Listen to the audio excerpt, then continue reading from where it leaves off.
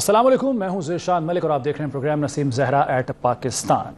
नाज़रीन, प्रोग्राम में जो मौज़ूआत आज शामिल हमने करने हैं उसमें ख़ास तौर पर इसराइल की जानिब से कतर पर हमला शामिल है। इसराइल जो कि ख़ित्ते में अमन नहीं चाहता और मशरिक़ वस्ता में बिलखुसूस ऐसे बहुत से इक़दाम करता आया है कि जिससे अगर अमन का अमल चल भी रहा होता है वो तो सबूताज हो जाता है। अभी ख़ास तौर पर जो कतर पर हमला किया गया इसमें 9 सितंबर को हमास की क़यादत को निशाना बनाया है इसराइल ने और 6 अफराद शहीद हुए हैं, एक कतरी सिक्योरिटी एहलकार समेत।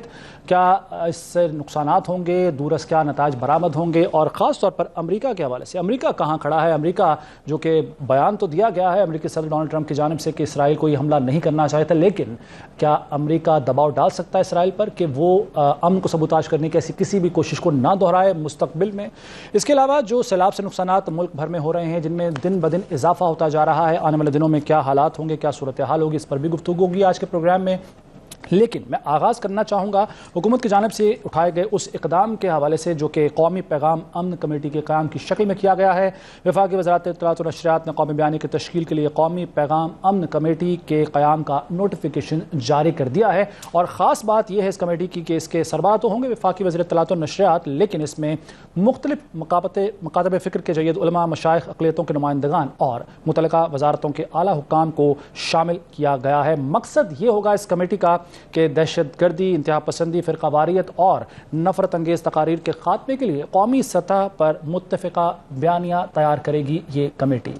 क्या असरात होंगे, क्या नताइज होंगे और क्या ये इक़दाम काफ़ी है या नहीं, इस पर गुफ्तगू होगी। मैं मेहमानों का तारुफ़ करवा दूँ। मेरे साथ मौजूद है जनाब ब्रिगेडियर रिटायर्ड मसूद अहमद खान साहब और दिफ़ाई तज़किया जनाब सैयद मोहम्मद अली साहब ने भी ज्वाइन किया है।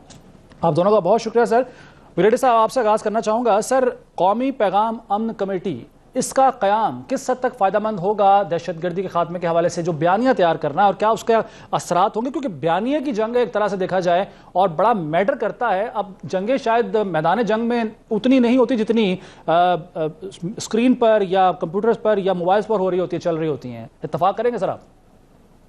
जी हाँ, बिल्कुल ऐसे ही है। देखिए, डिजिटल वारफेयर है, 5th generation warfare, hybrid warfare है और नैरेटिव्स की जंग है। और जिस तरीके से आज अभी लोग कोट करते हैं, नेपाल में जो कुछ हुआ वो इंडियन मीडिया ने जिस तरह उसको उठाया, फिर उसको फ्यूल किया इंडिया ने और उसको हाइप दी और इसके बाद वो गवर्नमेंट वहां पे गिर गई।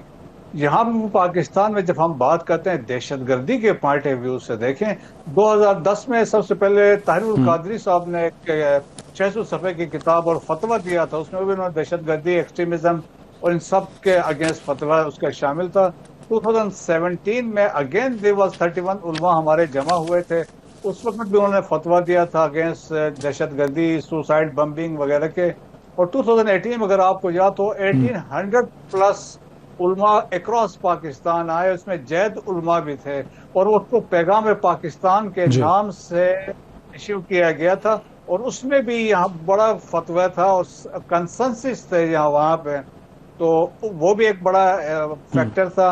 और अभी जो है जो बाबी जो कमेटी बनी है और इसमें ये they will be under narrative जो कमेटी होगी उसके अंडर होगी और इसमें अच्छी बात यह है कि इसमें माइनॉरिटीज भी शामिल हैं और ये यकीनन ये जो नैरेटिव्स हैं वो बनाएंगे और यकीनन एक्सट्रीमिज्म है, दहशतगर्दी है। और जिस तरीके से आप देखें कि वो फितनाउल ख्वारिश है या फितनाउल हिंदुस्तान है, जिस तरीके से ये नैरेटिव बिल्ड करते हैं, इनके बहुत ऑर्गेनाइज किस्म के मीडिया सिस्टम है। Since they are getting support from the hostile agency से, इंडिया मेनली इसमें इन्वॉल्व है, फंड्स आ रहे हैं तो वो मीडिया का इस्तेमाल कर रहे हैं। और देखें हमारे लोगों के जहन को प्लूट करने के लिए, इनको इन्फ्लुएंस करने के लिए जिस तरीके से वो उनके स्टेटमेंट्स इश्यू करते हैं, मीडिया का इस्तेमाल करते हैं, फेक न्यूज हैं और जो डिस इन्फॉर्मेशन फैलाते हैं, और देखें कि पुरानी तस्वीरें लेते हैं उसको बना के फिर उसको फीड करते हैं। सो मेरे ख्याल में नैरेटिव जो सिस्टम जो गवर्नमेंट ने स्टेप लिया बहुत अच्छा है, खुशाइंद है और ये यकीनन इसके दूरस नताइज होंगे। बिल्कुल ठीक है। सैयद मोहम्मद अली साहब, आप इत्तफाक करेंगे ब्रिगेडियर साहब की गुफ्तगू से और ये भी बताइएगा सर कि जिस तरीके से बयानिया बनाए, बल्कि झूठा बयानिया ज़्यादा पावरफुल होता है, उसके ज़्यादा असरात होते हैं, ख़ासतौर पर जो मासूम जहनों के लोग होते हैं वो बड़े जल्दी उससे मुतासर होते हैं। इसका जो नतीजा है हम देखते हैं जो जितने भी सुसाइडल बॉम्बर होते हैं वो ज़्यादातर कम उम्र के अफराद होते हैं, कम उम्र के नौजवान होते हैं जो कि मुतासर हो जाते हैं इस तरह के प्रोपेगेंडे से। तो ये मुकाबला कर पाएगी ये कमेटी इस तरह के प्रोपेगेंडे का? بہت شکریہ جی. میں سمجھتا ہوں یہ بہت ہی امپورٹنٹ اور اسٹریٹجک سگنیفیکنس کا معاملہ ہے نیشنل سیکیورٹی کے لیے. اور میں آپ سے اور بریگیڈیئر صاحب سے متفق ہوں اس حد تک کہ بنیادی طور پہ 21ویں صدی میں جو جنگ ہے وہ دلوں اور دماغوں کی جنگ ہے، ہارٹس اینڈ مائنڈس کی جنگ ہے. تو اگر آپ کے دشمن کا یا اینٹی اسٹیٹ ایلیمنٹ کا بیانیہ یا موقف جو ہے وہ آپ کی نوجوان نسل، آپ کی 64% آبادی نوجوان ہے، ان تک پہنچ رہا ہے. یہ آپ کا جو پروگرام ہے وہ الیکٹرانک میڈیا کے ساتھ ساتھ تقریباً ہماری تو 15-16 کروڑ جو نوجوان نسل ہے وہ تو موبائل فون اور یوٹیوب پہ دیکھتی ہے. تو ایک تو ٹیکنالوجی کا چیلنج ہے. دوسری بات یہ کہ ہماری جو پوری انٹرنیشنل گلوبلائز ورلڈ ہے اس میں مختلف مکاتب فکر ہیں، مختلف موقف ہیں، اور اس میں سے بہت سے اینٹی اسٹیٹ اور مس لیڈنگ اور نیریٹیوز ہوتے ہیں جس سے ہماری نوجوان نسل جو ہے وہ ایکسپوز ہوتی ہے. تو میں سمجھتا ہوں یہ ایک قومی بیانیہ بنانے کی جو کوشش ہے وہ بڑی امپورٹنٹ ہے. لیکن اس میں 3 پہلو بڑے امپورٹنٹ ہوں گے اس کی کامیابی کے حوالے سے. پہلی بات تو خوشائند پہلو یہ ہے کہ جس طرح آپ نے بھی بتایا کہ یہ ایک انکلوسیو پروسیس ہے. مطلب اس میں ہر مکتب فکر اور ہر پیس لونگ پاکستانی کمیونٹی کی نمائندگی بھی ہونی چاہیے اور اس کے نظریات اور اس کی سوچ کی ترجمانی بھی ہونی چاہیے. یہ انکلوسیو ہونا بہت ضروری ہے. دوسری بات یہ کہ ریاست کے ساتھ ساتھ ہمارے تعلیمی اداروں، ہمارے مدارس، ہمارے دینی علماء، ہماری نوجوان نسل کے فورم اور میڈیا کو اس کی اونرشپ لینا بہت ضروری ہے، تاکہ نہ صرف یہ صرف ایک سرکاری دستاویز نہ بنے بلکہ ہمارے نوجوان نسل چاہے وہ پرائیویٹ سیکٹر کے انگلش میڈیم اسکول میں پڑھتے ہوں، چاہے ہمارے دینی مدارس میں پڑھتے ہوں، چاہے سرکاری اسکولوں میں پڑھتے ہوں، ہماری پوری قوم کی خصوصاً نوجوان نسل جو ہے اس بیانیے سے بہرہ مند بھی ہو اور اس پہ بلیو بھی کرے، اس کو اون بھی کرے، اور پھر ہم نفرت اور جو ہمارے دشمن ہمارے درمیان اختلافات اور غلط فہمیاں پیدا کرنے کی کمیونٹیز کے درمیان، مکاتب فکر کے درمیان، ریاست اور عوام کے درمیان جو کوشش کر رہے ہیں اس کو ہم مل کر ناکام بنا سکیں. بالکل ٹھیک ہے. بریگیڈیئر صاحب بڑی امپورٹنٹ بات کی ہے سید محمد علی صاحب نے. نوجوان نسل کو اونرشپ لینا ہوگی. سر یہ جو ایک بڑی تعداد ہے پاکستان میں بھی آبادی کی وہ نوجوان نسل پر مشتمل ہے، اور یہ بالخصوص وہ نوجوان نسل ہے جس نے وہ 80 کا دور نہیں دیکھا، 90 کی دہائی کی سیاست بھی نہیں دیکھی ہوئی، اور وہ جو دہشت گردی شروع ہوئی تھی پاکستان کے اندر خاص طور پر 9/11 کے بعد، ویسے بھی مہینہ بھی وہی چل رہا ہے اور کل ہی گزری ہے 9/11 کی برسی کہہ لیں، اینیورسری کہہ لیں، جو بھی کہہ لیں اس کو. تو یہ بتائے گا کہ نوجوان نسل کو کس طرح انگیج کیا جا سکتا ہے کہ جید علماء اور یہ سب شخصیات ہم ماضی میں بھی دیکھتے آئے ہیں لیکن اس طرح سے وہ جو نوجوان ہیں ان کو اٹریکٹ نہیں کر پاتے، یہ ماضی میں بھی یہ شخصیات نہیں کر پائی ہیں. نوجوانوں کو کس طرح سے انگیج کیا جا سکتا ہے؟ دیکھیں یہ بڑا امپورٹنٹ ہے. ہم کہتے ہیں کہ 64% آف ایئر پاپولیشن نوجوانوں پہ مشتمل ہے، تو میرے خیال میں بہت امپورٹنٹ ہے. اور کیا دیکھیں ذہن سازی ہوتی ہے، برین واشنگ ہوتی ہے، اور جس طریقے سے اب ہم بات کر رہے تھے کہ ایک ریمر ہو یا ایسی ڈس انفارمیشن ہو، فیک نیوز ہو، جس وائرل طریقے سے وہ پھیلتی ہے اور لوگ اس پہ یقین کرنا شروع کر دیتے ہیں، وہ حالات آئے. دیکھیں کہ جوزف گوبلز نے کہا تھا، جو پروپیگنڈا منسٹر تھے نازی جرمنیوں کے، انہوں نے کہا تھا کہ if you tell a lie big enough and keep repeating it, eventually people will start believing it. تو یہاں پہ آج کل یہی ہو رہا ہے، اور ہم نے دیکھا ہے کچھ اور لوگ جو ملک سے باہر بیٹھے ہوئے ہیں، جو ملک سے ایون اندر بھی بیٹھے ہیں، وہ اس طرح وہ نیریٹیوز پش کرتے ہیں جو اسٹیٹ آف پاکستان کے خلاف ہوگا، جو اداروں کے خلاف ہوگا. اور اس کو آپ دیکھیں گے ہوسٹائل ایجنسیز میں اس میں اپنے وہ ان پٹ ڈالتے ہیں اور اپنے بوٹ جو اکاؤنٹس سے اور جو انڈیا کے ڈفرینٹ سٹیز سے، افغانستان سے اس کو پش کرتے ہیں. سو یہ پاسبل یقیناً ہے. تو نوجوانوں کے لیے اویئرنیس کے لیے جہاں تک مدرسے کی سید محمد علی صاحب نے کہا کہ مدرسے ہیں، سکولز ہیں، یونیورسٹی ہے، اویئرنیس کریٹ کرنے کی بات ہے. اور جو باقی پھر الیکٹرانک اور پرنٹ میڈیا کا بڑا کردار اس میں رول بنتا ہے کہ یہ بھی اپنا رول ادا، جس طرح یہ ہم شو کر رہے ہیں اسی طرح باقی چینلز کو بھی اس کو اٹھانا چاہیے اور اویئرنیس کریٹ کروانی چاہیے.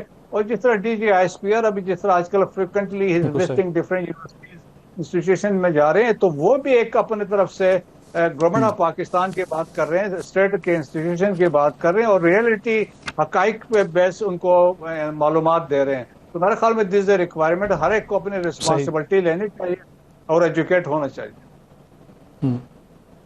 صحیح. سید محمد علی صاحب، سر ایک رپورٹ ہے میرے سامنے عالمی جریدے دا ڈپلومیٹ کی، خاص طور پر جو وفاق اور خیبر پختونخوا کی جو پالیسی ڈیفرنٹ ہے، متضاد پالیسی ہے دہشت گردی کے حوالے سے. اب جس طرح سے جو اقدامات کرنے چاہ رہی ہے وفاقی حکومت، اس کو رد کرتی ہے صوبائی حکومت، اور یہ اسی جماعت کی حکومت ہے خیبر پختونخوا میں جس کے دور میں فتنہ الخارج سے مذاکرات اور واپسی کی پالیسی کو اپنایا گیا تھا، جس کا نتیجہ آج ہم بھگت رہے ہیں.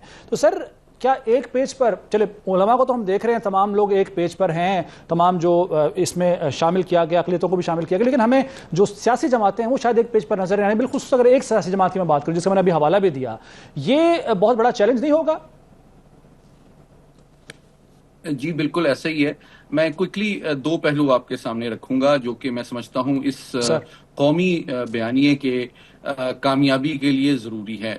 پہلی بات تو یہ ہے کہ جو ہمارے اسکول، کالج اور مدارس ہیں اور یونیورسٹیز ہیں، اس میں اگر یہ بیانیہ یکساں طور پہ مؤثر انداز میں پیش کیا جائے گا، تبھی ہم آپس کی کلاس، سیکٹ اور مکاتب فکر اور انگریزی، اردو یا ورنیکولر زبان سے بالاتر ہو کے اس موقف کو پہنچا سکیں گے. تو اس میں سب سے امپورٹنٹ بات تو یہ ہے کہ کم سے کم پرائمری اسکول جو ہیں وہاں کے لیول پہ 9-10 سال کے جو آپ کا اسلامیات کا یا دینیات کا کریکولم ہے اور آپ کا پاکستان سٹڈیز کا کریکولم ہے، اس کا اس کو پرماننٹ حصہ بنایا جائے، تاکہ ہر کم سے کم جو آپ کا خواندہ نوجوان ہے وہ کسی بھی تعلیمی نظام سے تعلق رکھتا ہو وہ اس سے بہرہ مند ہو سکے. پہلی بات. دوسری بات یہ ہے کہ ڈیفینیٹلی جو اگر ایک دینی علماء ایک دستاویز مرتب کر رہے ہیں اور اس کی پولیٹیکل اونرشپ نہیں ہے یا انکلوسیو پولیٹیکل پروسیس میں اس کو شامل نہیں کیا جائے گا، تو یقینی طور پہ اس کی کامیابی میں چیلنجز آئیں گے. تو میں ڈیفینیٹلی سمجھتا ہوں کہ جو ہماری جماعت منتخب ہو کے کے پی میں حکومت میں آئی ہے، اس کی قومی سلامتی کے حوالے سے یہ ذمہ داری بنتی ہے کہ وہ قومی سلامتی کے جو حساس ترین معاملات اور تقاضے ہیں ان پہ سیاست نہ کرے، وہ گورننس کے اوپر، ترقی کے اوپر، خوشحالی کے اوپر، تعلیم اور صحت پہ وہ ڈیفینیٹلی باقی صوبوں سے اور فیڈریشن سے بھی کمپیٹ کرے. تو یہ بڑی حوصلہ افزا بات ہوگی. لیکن اگر وہ پاکستان کی قومی سلامتی، کاؤنٹر ٹیررزم اور فورن پالیسی کے معاملات پہ صوبائی حکومت سیاست کرنے کی کوشش کرے گی، تو یہ میں سمجھتا ہوں بہت غیر ذمہ دارانہ طرز عمل بھی ہے جو کہ قومی سلامتی کے تقاضوں سے مطابقت نہیں رکھتا. جیسے کہ میں آپ کی بات کو سمجھاؤں سر، بالکل ٹھیک ہے. ایک بریک کا وقت ہوا ہے، چونکہ بریک کے بعد ناظرین واپس آتے ہیں اور اپنے مہمانوں سے مزید گفتگو کریں گے. حاضر ہوتے ہیں ایک بریک کے بعد. پروگرام ایک بار پھر خوش آمدید.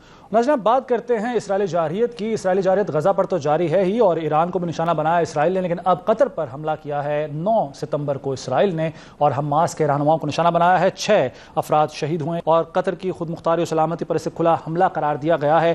اور اگر بات کی جائے امریکی صدر ڈونلڈ ٹرمپ کی، تو انہوں نے بھی سوشل میڈیا پر ایک پوسٹ کی ہے، کہا ہے، انہوں نے لکھا ہے اس میں کہ حملے کا فیصلہ اسرائیل نے کیا تھا، نہ کہ میں نے.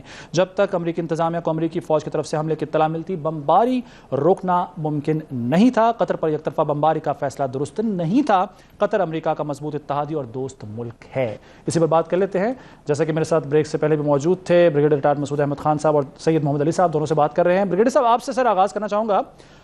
قطر پر حملہ، سر امریکہ کی طرف سے جو یہ ابھی پوسٹ کی گئی ہے صدر ٹرمپ کی طرف سے، آپ سمجھتے ہیں کہ یہ کافی ہے یا بس صرف یہ انہوں نے، وہ پنجابی میں کہتے ہیں نا گونگلوں سے مٹی جھاڑنا، کیا یہ صرف وہ کیا انہوں نے؟ اور دوسری بات عرب لیگ کونسل، سر کیا اب بات مذمتوں تک ہی کافی رہنی چاہیے یا اس سے آگے بھی کچھ ہونا چاہیے؟ عرب لیگ کو اس سے بڑھ کر کچھ کرنا چاہیے، تمام عرب ممالک کو متحد ہو کر کچھ کرنا چاہیے، کیونکہ شاید پانی اب سر سے گزر رہا ہے. جی ہاں دیکھیے بہت امپورٹنٹ ہے. سب سے پہلے دیکھیں ابھی بہت سارے تھنک ٹینکس ہیں جو انالیسٹ ہیں، ان کا ماننا ہے کہ یہ امریکہ کے کنسرن کے بغیر ممکن نہیں تھا. ان کا نالج تھا، کیونکہ دیکھیں کہ قطر کے اندر جو العدید ایئر بیس ہے وہاں پہ کمبائنڈ ایئر آپریشن سینٹر ہے اور وہاں پہ فارورڈ کمانڈ ہیڈ کوارٹر ہے سینٹ کام کا. سو ان کے پاس اپنا سسٹم ہے تو they can detect any thing. وہ کیونکہ انسٹالیشن بھی وہاں پہ ایسے ہوئی تھی مڈل ایسٹ کو، گلف کنٹریز کو प्रोटेक्ट करने के और लिए ये उधर सर से मैं सिर्फ इजाफा करना चाहूंगा, ईरान की जानिब से जो मिसाइल फायर किए गए थे उन्हें इंटरसेप्ट किया भी गया था, ऐसा ही है सर? जी वो बिल्कुल बिल्कुल ऐसा ही है, ऐसा ही था। और फिर देखे कि कतर के पास अपना वेपन सिस्टम जो एयर डिफेंस सिस्टम है, उनके पास पैट्रियट मिसाइल है, 12 नॉर्वे से लिया हुआ है, बाकी ममालिक से लिया, उनके पास सिस्टम था। ये लिखा जा रहा है कि वो सिस्टम वाज मेड डिसेबल, तो वो भी फैक्टर था। तो दैट्स वाई वो कहते हैं कि वो कंसर्न इनकी शामिल थी। और फिर ऊपर से ये भी मिस्ट्री है, देखें ये लोग जो थे हमास के लोग, वो तुर्किया में थे, उनको वहां से मूव करवाया गया और यहाँ पे आके उन्होंने बातचीत में वो इसमें इन्वॉल्व हुए थे। तो देखें कि अभी तो एक तो जो कुछ हुआ है, बात आती है कि रिस्पांस क्या होगा। फिजिकली तो कुछ कर नहीं सकते, that is out of question, unless ये मिलके भी कुछ नहीं कर सकते। इवन जीसीसी या पेनिनसुला शील्ड की हम बात करते हैं जिसमें तमाम ममालिक शामिल हैं, the only thing we saw कि इनको सिग्निफिकेंट एक्टिविटी में जब इराक ने इन्वेड किया था कुवैत, तो वहां इनकी डिप्लॉयमेंट हुई थी। जब बहरीन में वहां प्रोटेस्ट हो रहे थे तो वहां पे ये थे, लेकिन फिजिकली बाकी देखें छोटे ममालिक के दिवाली जो big country that is Saudi अरब। सो दे अब ऑप्शंस आते हैं, देखें एक तो मैंने रूल आउट कर दिया फिजिकली चांसेस नहीं, अगर वो मेडिकल हो, अगर कोई रिस्पांस है, वरना बाकी ये है कि देखें पाकिस्तान है, तुर्किया है, ईरान है, और लीडिंग रोल पाकिस्तान का होगा। डिप्लोमेटिक प्रेशर का जो अभी सेशन अभी हो रहा है ओआईसी का और अरब लीग का साइमल्टेनियस एक साथ ही हो रहा है, उसमें ये दे कैन डिमांड कि जी दे कैन सीक कि इंटरनेशनल एक इन्वेस्टिगेशन इंक्वायरी होनी चाहिए, ऐसा क्यों हुआ। सेकंड, वो they can go legal action ले सकते हैं, they can go to international court of justice, और इसके अलावा वो जा सकते हैं इस केस को लेके पाकिस्तान वगैरह। कतल कलामी के लिए इंतहाई माजरत, इंटरनेशनल कोर्ट ऑफ जस्टिस को क्या समझता है इसराइल? नहीं बिल्कुल आपकी बात सही है, लेकिन ऑप्टिक्स की बात कर रहा हूँ क्योंकि आगे हम ये कह सकते हैं the international order has collapsed, तो हर यहाँ पे मल्टीपोलर वर्ल्ड की बात है। एक काम ये कर सकते हैं जिसका एक इम्पैक्ट हो सकता है, तो जो है देखें कि 11 मुस्लिम कंट्रीज से जिन्होंने इसराइल को रिकग्नाइज किया है डिप्लोमेटिक रिलेशन से, उसमें से 6 अरब कंट्रीज हैं, और 6 में से 2 कंट्रीज वही है जो जीसीसी के, एक बहरीन है, एक यूएई है, और बाकी 4 है, जॉर्डन है, इजिप्ट है, और इसके अलावा मोरक्को है, सूडान है, और बाकी 6 दूसरे हैं, तुर्किया है, अजरबैजान, इस तरह के यूरोप। अगर ये स्टैंड ले वो कहते हैं कि डिप्लोमेटिक हम अपने रिलेशंस खत्म कर रहे हैं, हम वापस आ रहे हैं, और कोई इब्राहिम अकॉर्ड के आगे बातचीत नहीं होगी, तो इसका एक इम्पैक्ट होगा मेरा ख्याल में। बिल्कुल सर, पॉइंट आपका आ गया। वक्त चूंकि कम है, मैं सैयद मोहम्मद अली साहब को भी शामिल कर लेता हूं। सर 2 सवाल मेरे आप ले लीजिए ताकि आप तफसील से जवाब दे सके मोहम्मद अली साहब।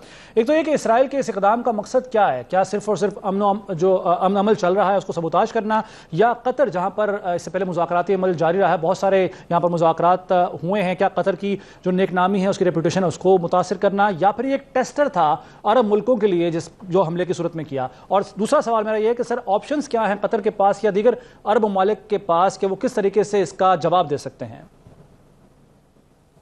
बहुत शुक्रिया जी। देखें, मैं मजमूई तौर पे जवाब आपके दोनों सवालों का देता हूं। पहली बात यह है कि देखें, आपको मैं आपसे शेयर करता चलूं। देखें, अमेरिका और इसराइल के जो अहदाफ हैं इस खित्ते में तस्वीराती एतबार से उनमें कोई फर्क नहीं है, बयानिए में फर्क होता है। दूसरी बात यह है कि अमेरिका डिफरेंट इंस्ट्रूमेंट्स इस्तेमाल करता है, सफारती और माशी दबाव इस्तेमाल करता है क्योंकि वो एक आलमी ताकत है। इसराइल जो है वो हार्ड पावर या मिलिट्री पावर इस्तेमाल करता है। और बुनियादी जो कॉमन ऑब्जेक्टिव है अमेरिका और इसराइल का इस खित्ते में, वो इसराइल की कोई मशरिक वस्ता की एक बालादस्त कुव्वत के तौर पे इस्टेब्लिश करना है। अगर आप जियो पॉलिटिकली देखें तो ईरान जो है इसको चैलेंज करता था इसराइल की हेजमनी को और किसी हद तक, लेकिन अब जबकि उनकी जो हिमायत याफ्ता जमातें हैं वो कमजोर हो गई हैं, ईरान ने भी बहुत नुकसान उठाया है, तो अब इसराइल जो है खुलकर इस खित्ते में अपनी एक बालादस्ती कायम करने की कोशिश कर रहा है। दूसरी जानिब आप ये भी जानते हैं कि इसराइल को जो मुकम्मल दिफाई इक्विपमेंट है वो खसूसन और स्पेशली अमेरिका का दिया हुआ है। यानी कि वो जहाज, वो 15 लड़ाका तैयारे जो कि जिन्होंने हमला किया इस मुकाम पे कतर के अंदर, वो अमेरिका के प्रोवाइडेड हैं। तो ये मुमकिन नहीं है کہ میں صرف العدید ایئر بیس کی بات نہیں کر رہا، میں کئی دفعہ قطر اور دوحہ جا چکا ہوں، اسٹریٹجک ڈائیلاگز کا پارٹ رہا ہوں. تو میں آپ کو بتا رہا ہوں اسلام آباد جتنا تو چھوٹا ملک ہے وہ، تو امریکی ایمبیسی سے چند کلومیٹر دور یہ ٹارگٹ پہ اگر امریکی ساختہ اسرائیلی جہاز 15 بمباری کر رہے ہیں تو یہ پاسبل ہی نہیں ہے کہ وہ امریکہ کے کنسنٹس کے بغیر ہو. آپ اس بات کو سمجھ لیں، کیونکہ امریکہ کم از کم، آپ کو 1965 کی جنگ یاد دلاتا ہوں جب پاکستان امریکہ کا الائی تھا، تو امریکہ نے جنگ بند کرانے کے لیے پاکستان کے اسپیئر بند کر دیے تھے تاکہ پاکستان مزید جنگ لڑ ہی نہ سکے. تو جناب آپ کم سے کم اسرائیل کے اسپیئر بند کر دیں، آپ ان کی دفاعی امداد بند کر دیں، ان کے لیے یہ جو میزائل اور بام وہ استعمال کر رہے ہیں سویلین ٹارگٹس پہ اس کی سپلائی بند کر دیں، یا آپ یہ کہیں کہ جناب آپ جو ہے اس کے بعد اگر آپ نے کوئی سویلین ٹارگٹ کو ہٹ کیا تو ہم اپنی دفاعی امداد بند کر دیں گے.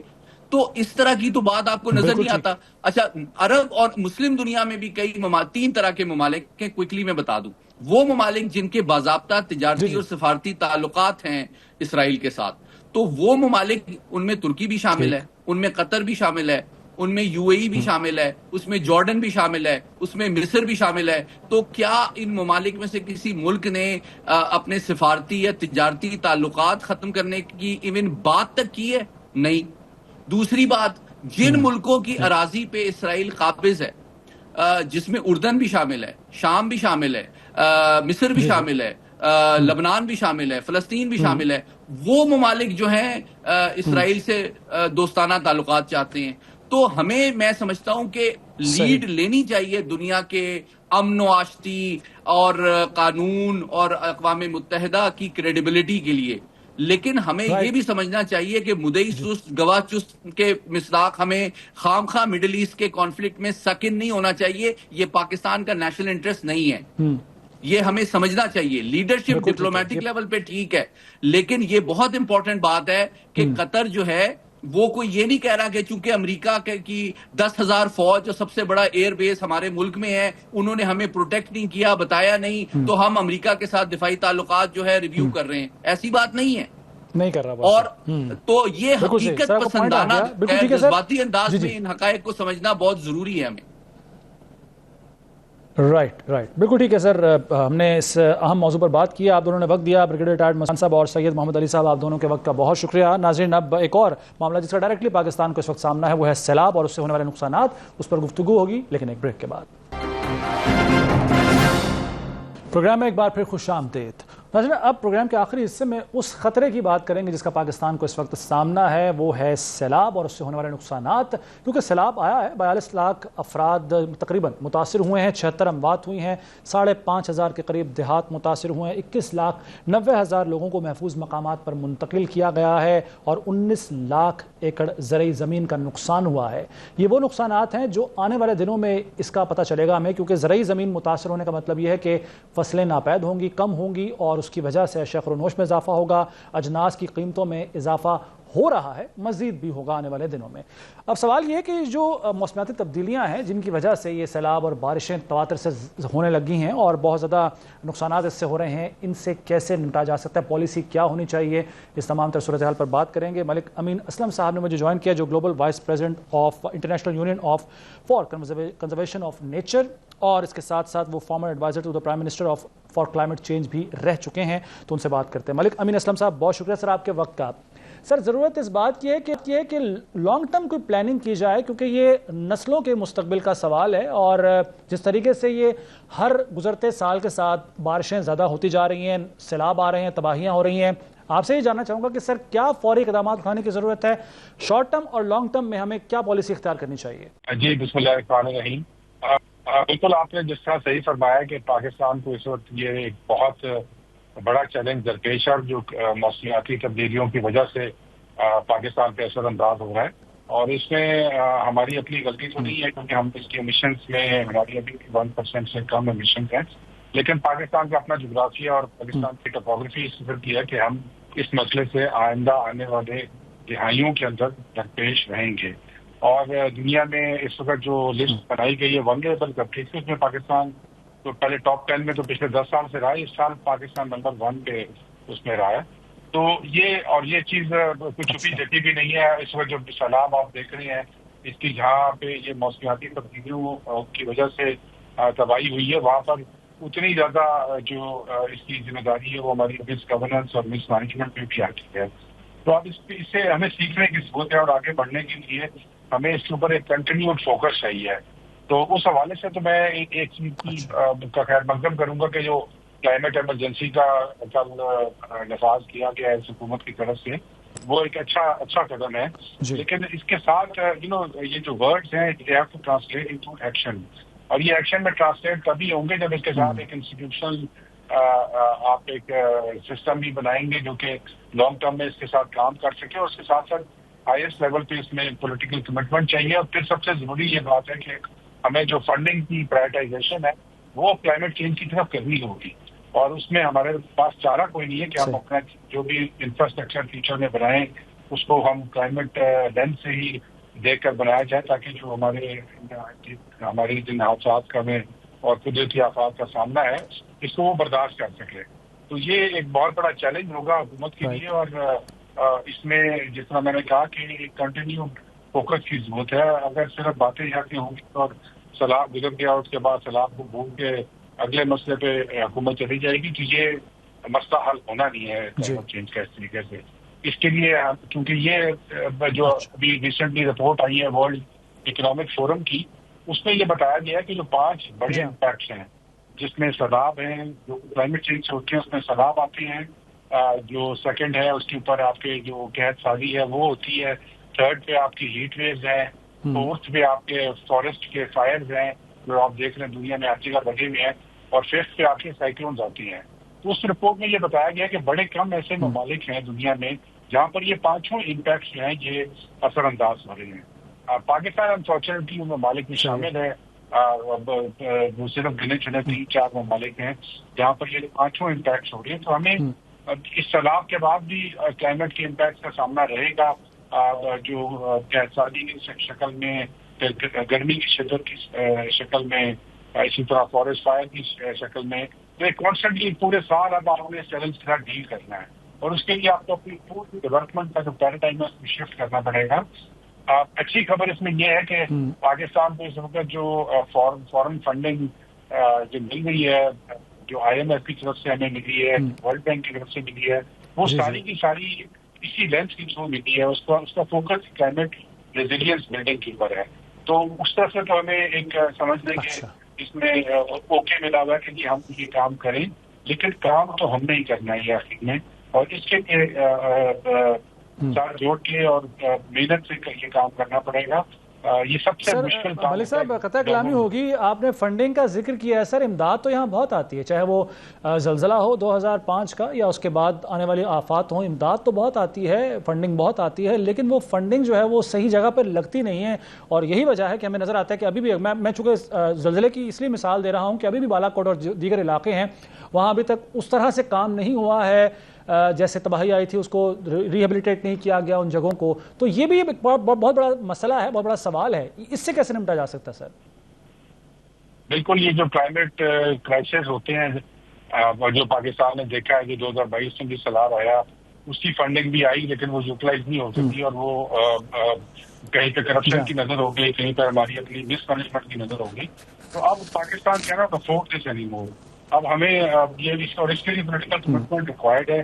جب تک political commitment right from the top نہیں ہوگی، اور وہ political commitment over a long period of time required ہے. یہ شارٹ ٹرم اس کا کوئی سولوشن نہیں ہے. تو اس لیے جو فنڈنگ آتی ہے یہ ضروری ہے کہ ہم ایک پیسہ صحیح جگہ پہ لگائیں، اس کو اسپینڈ کریں اس جگہ پہ جہاں پہ ہمیں اسپینڈ کرنے کی ضرورت ہے. ہمیں پتا ہے کہ ہم نے کہاں پہ اسپینڈ کرنا ہے. یہ تو سیلاب ہمیں سکھا گیا ہے کہ ہم نے اپنے درختوں کی کٹائی کو روکنا ہے، اپنے درختوں کو بڑھانا ہے. ہمیں اپنے جو سیلابی گزرگاہیں ہیں ان سے ہمیں سڑکیاں اور یہ جو پاپولیشن اس کو وہاں سے نکال کے ری سیٹنگ کہیں اور کرنا ہے، اور ان کو ہمیں سیلابی گزرگاہوں کو خالی چھوڑنا ہے. یہ سارے سبق تو ہمیں یہ سیلاب سکھا گیا، لیکن سیکھنا تو سبق ہم نہیں ہے. اور یہ اگر ہم سبق نہیں سیکھیں گے تو اس میں ہر سال یہ زیادہ آپ کو نقصان دے گا اور زیادہ اس کی قیمت ادا کرنی پڑے گی، نہ صرف پاکستان کو سر آپ نے سبق سیکھنے کی بات کی ہے، آپ نے درختوں کی کٹاؤ کے حوالے سے بات کی ہے، لیکن انفارچونیٹلی وہ جو تمام تر دریاؤں کے کنارے بنے ہوئے ہوٹلز ہیں ابھی جو تباہ بھی ہوئے ہیں سیلاب کے بعد، اب میں بڑی ہی بدقسمتی کا یہ ایک مقام ہے کہ کچھ عرصے بعد ہم دیکھیں گے وہاں دوبارہ یہ تعمیر ہوگی اور ان کو نہیں روکا جائے گا. تو سر یہ کلیکٹیو جو ہے وہ وزڈم ہونی چاہیے. حکومت کے اقدامات کی تو ہم بات کر ہی رہے ہیں، لیکن ایک عام آدمی، ایک عام پاکستانی، آپ کے خیال میں اس کو اویئرنیس دینے کے لیے کیا کرنا ہوگا، اور ایک عام آدمی پر کتنی ذمہ داری عائد ہوتی ہے اس صورتحال سے نمٹنے کے لیے؟ بالکل آپ نے صحیح فرمایا کہ جہاں پر حکومت کی ذمہ داری وہاں پر ہمارے ان لوگوں کی بھی ذمہ داری ہے جو کہ اس سے افیکٹ ہوئے ہیں، تو وہ واپس اسی موت کے کنویں میں دوبارہ نہ گھس جائیں جہاں پر ان کو اس سال نقصان ہوا ہے. اور اس کے لیے گورنمنٹ تو ریگولیشن بنائے گی اور اس کو انفورس بھی کرے گی، لیکن اس کے ساتھ ساتھ عوام کی بھی اس میں جو کوآپریشن ہے اس کی ریکوائرمنٹ ہوتی ہے. ساتھ جو ہماری مین اسٹریم پولیٹیکل پارٹیز ہیں تو سب کو بھی کنسنسس کرنا چاہیے کہ یہ جو کلائمیٹ ایمرجنسی لگی ہے یہ سب کے لیے سانجھا ایک چیلنج ہے. اور نو میٹر جس مرضی پارٹی کی گورنمنٹ آ جائے، چاہے پیپلز پارٹی ہو، پی ٹی آئی ہو یا پی ایل این ہو، یہ چیلنج جو ہے یہ کہیں نہیں جا رہا. اس لیے اس کے اوپر ایک کنسسٹنٹ لانگ ٹرم پالیسی جو کہ پولیٹیکل کنسنسس کے ساتھ بنائی ہے اس پہ عمل درآمد کرنے کی ضرورت ہے. اور سب سے ضروری چیز میں بار بار یہی کہہ رہا ہوں کہ یہ پالیسیاں اسٹریٹجیاں بن بھی جائیں تو سب سے ضروری یہ ہوتا ہے اس کو آپ کیسے ٹرانسلیٹ کرتے ہیں فنڈنگ کے اندر، پھر اس فنڈنگ کو کیسے ٹرانسلیٹ کرتے ہیں گراؤنڈ کے اوپر ایکچوئل ایکشن کے اندر. وہ ایکشن اب ریکوائرڈ ہے کیونکہ ہم آلریڈی اس میں لیٹ ہو چکے ہیں اور پاکستان اب اس کو افورڈ نہیں کر سکتا آنے والے سالوں میں کہ اس مسئلے کو ہم پس پوش ڈال دیں اور اب پرائرٹی کو بدل لیں. اس کو ہمیں ہائی پرائرٹی پہ رکھنا ہے. اس کے لیے ہمیں کنسسٹنٹ پالیسی سپورٹ چاہیے اور اس کے لیے کنسسٹنٹ ہمیں جو ہے وہ گراؤنڈ کے اوپر جو پروجیکٹس ہیں ان کو ٹرانسلیٹ کرنا ہے، اس پیسے کو سب کو ٹرانسلیٹ کرنا ہے تاکہ وہ گراؤنڈ کے ایکچوئل پروجیکٹس میں نظر آ سکے. اچھا ملک صاحب، کسی بھی کامیاب ماڈل کو فالو کرنا بڑا ایک احسن اقدام ہوتا ہے کہ اگر کوئی سکسیس ماڈل ہے تو اس کو ہم دیکھیں، اس کو فالو کریں. ابھی حال ہی میں یا ماضی میں کوئی ایسی مثال ملتی ہے، کوئی ایسا ملک جو اسی طرح کے چیلنجز سے نبرد آزما ہوا ہو اور اس سے کامیابی سے نکلا بھی ہو؟ کوئی ہے ہمارے پاس ایسی اگزامپل سر؟ جی بالکل ایسی سب مثالیں موجود ہیں اور پاکستان خود ایک مثال بن گیا تھا جب 2022 میں پاکستان نیچر لیڈر قرار دیا گیا تھا. ہم نے ایسے پروجیکٹس بنائے تھے 10 billion tree tsunami living Indus project, recharge Pakistan, جس کی وجہ سے دنیا نے آپ کو ایکسیپٹ کیا تھا. لیکن اس میں انفارچونیٹلی وہ کنسسٹنسی آف امپلیمنٹیشن جو ہے وہ ویک ہو جاتی ہے جب گورنمنٹ چینج ہوتی ہے. وہ نہیں ہونی چاہیے. اس لیے میں کہہ رہا ہوں کہ اس کے اوپر ایک پولیٹیکل کنسنسس ہونا چاہیے بات کہ ہم نے اس کام کو کرنا ہے. اسی طرح اگر آپ فلڈ کا دیکھیں تو بنگلہ دیش میں بڑی کامیابی کے ساتھ یہ دکھایا ہے کہ کلائمیٹ کمپیٹیبل ڈیولپمنٹ کیسے ہو سکتی ہے. انہوں نے ان کو بہت زیادہ جانی اور مالی نقصان پہنچا فلڈ سے، کیونکہ وہ سارا ملک جو ہے وہ ایک فلڈ ٹرین کے اندر ہے. لیکن انہوں نے اپنے تمام جو بلڈنگس ان کو چینج کیا، اپنے اسٹرکچرس کو چینج کیا، لوگوں کو خطرے کے رستے سے باہر نکالا، ان کو ری سیٹل کیا. یہ تمام چیزیں وہاں پہ دی گئی ہیں اور پاکستان بھی اس کو کر سکتا ہے. یہ کوئی ایسی راکٹ سائنس نہیں ہے، اتنا مشکل کام نہیں ہے اگر آپ اس کو کنسسٹنسی کے ساتھ. اتنا مشکل نہیں ہے، بس ول ہونی چاہیے، نیت ہونی چاہیے. سب سے ضروری نیت ہے. بہت شکریہ ملک صاحب اس اہم موضوع پر بات کرنے کے لیے، اور جو حل ہو سکتے ہیں ان کے بارے میں بھی آپ نے بات کی، گفتگو کی ہے، روشنی ڈالی ہے. بہت شکریہ آپ کے وقت کا. ناظرین پروگرام کا وقت ختم ہو گیا ہے. ذیشان ملک کو اجازت دیجیے. اللہ حافظ.